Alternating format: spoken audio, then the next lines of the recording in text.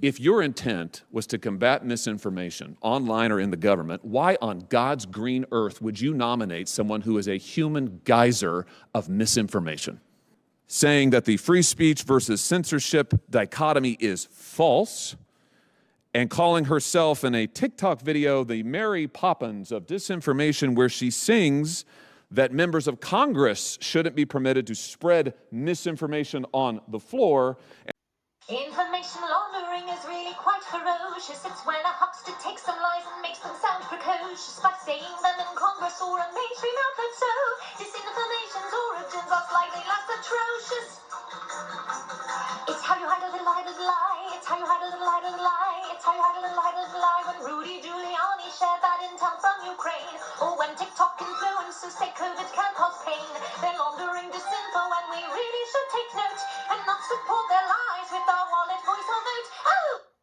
You know, there's an old saying, when the one sent to chase away the fox starts guarding the henhouse, something is wrong.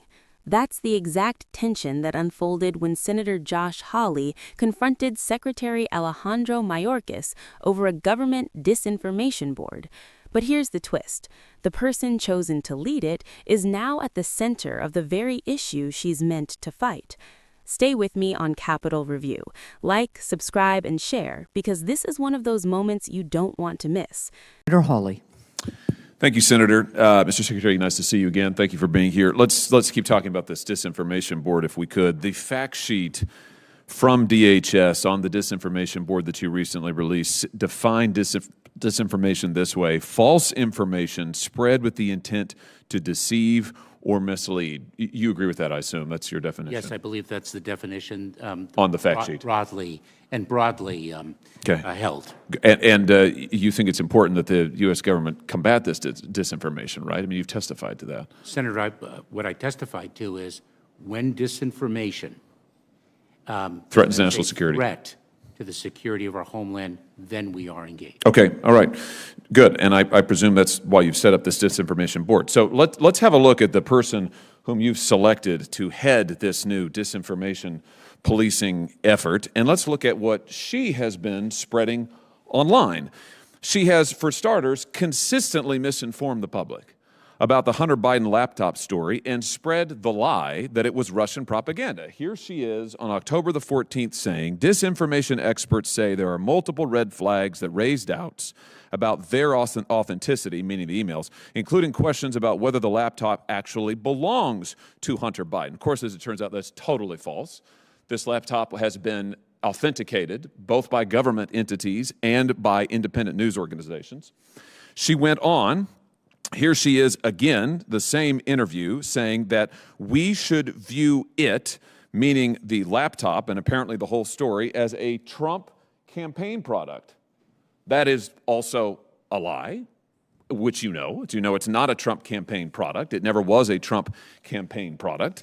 But she didn't stop there. Here she is on October the 22nd in 2020, this time taking to social media, saying that Biden notes 50 former NatSec officials and 5 former CIA heads that believe the laptop is a Russian influence op. Laundering here, using former government officials to launder the lie that this was in fact a Russian influence op, which of course is not true at all. Here she is also on October the 22nd, still on social media, this time saying the emails don't need to be altered to be part of an influence campaign. Of course, they weren't altered. Voters deserve that context, not a fairy tale about a laptop repair shop. Of course, we know the only person in all of this telling a fairy tale is Ms. Jankowicz on social media repeatedly for days and days on end. How about a different set of examples? She has consistently spread false and misleading claims about the Steele dossier, which we now know was actually itself a piece of Russian propaganda. Here she is on December the 8th, 2017, responding, by the way, to United States Senator. She's responding to Lindsey Graham. She says to him, your party funded the dossier first. The FBI was investigating Trump since the summer but didn't make it public. The American public deserve to know. This is false. The people who funded the dossier were the Clinton campaign, which we now know. This has been verified. This is outright falsehoods. But she didn't stop there. Here she is on August the 7th, 2020, promoting Christopher Steele, the stooge who helped launder Russian propaganda, including lying to the FBI about it. Here she is lauding him as a trustworthy and legitimate source. Classic disinformation. She says she listened to this last night. Chris Steele, yes, that Chris Steele, providing great historical context about the evolution of disinformation. At every turn, Mr. Secretary, she has used social media and the public to launder propaganda herself. She's also advocated for law enforcement to be involved in policing speech online. Here she is in an NPR interview this year, just a few weeks ago, April 16th, 2022. This is Ms. Jankowicz, and I quote, "I shudder to think about if free speech absolutists were taking over more platforms. We need platforms to do more, and we frankly need law enforcement and our legislatures to do more as well." And then she goes on to praise legislation in other countries that involves policing speech. Or here she is on February 17th of 2021, saying that the free speech versus censorship dichotomy is false, and calling herself in a TikTok video the Mary Poppins of disinformation, where she sings that members of Congress shouldn't be permitted to spread misinformation on the floor, and otherwise taking to task those who propagate views she disagrees with. Here's my question to you. If your intent was to combat misinformation online or in the government, why on God's green earth would you nominate someone who is a human geyser of misinformation?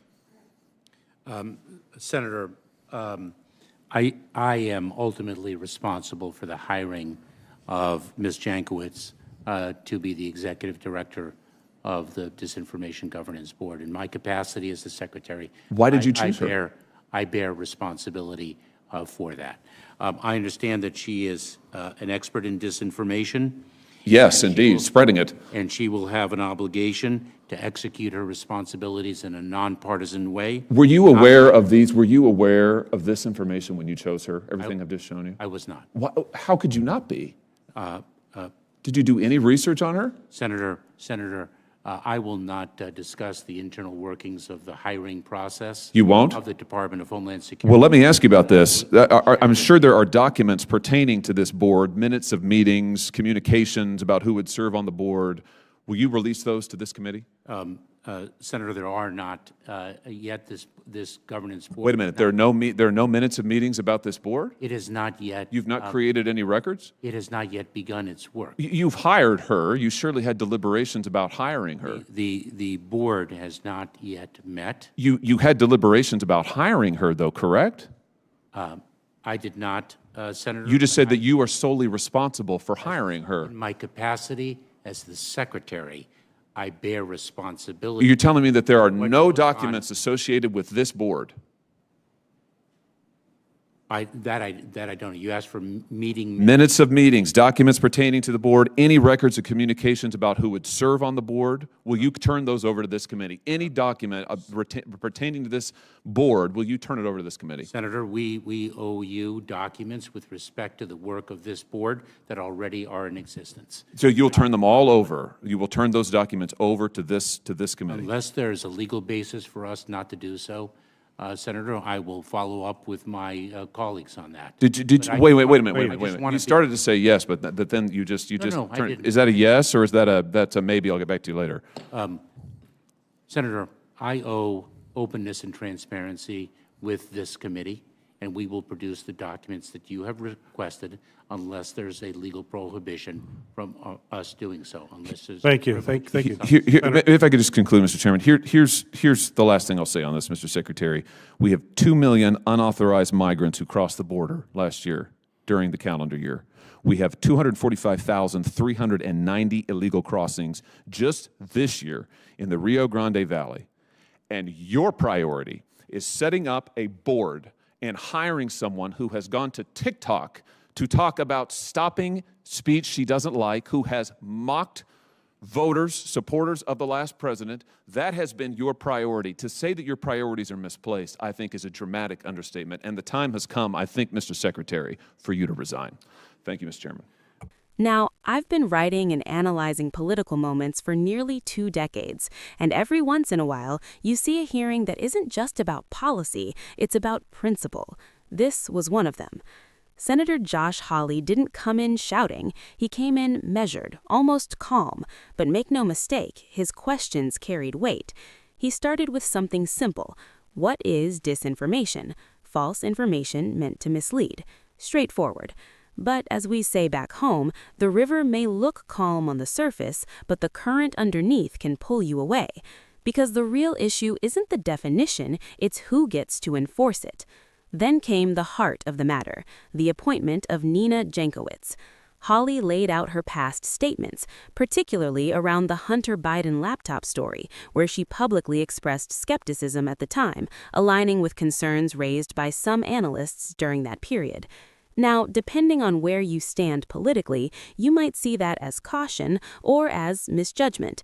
And this is where I'll give you my honest take, because experience has taught me this. If you're going to be the referee, your own record must be clean enough that both teams trust your whistle.